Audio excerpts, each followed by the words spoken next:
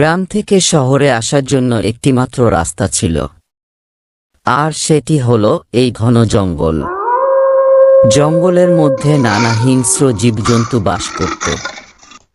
শোনা যায় আসা যাওয়ার পথে অনেক মানুষের প্রাণ গেছে এই জঙ্গলে। তাই লোকজন এখানে খুব সাবধানে যাতায়াত করত। বিপদ একটা ভয়ঙ্কর আওয়াজ শুনতে পেল। ভাই, আমাকে গাছে উঠতে সাহায্য করো। কোনো উপায় না দেখে দিচ্ছে ঘ্রাণ নিতে থাকে।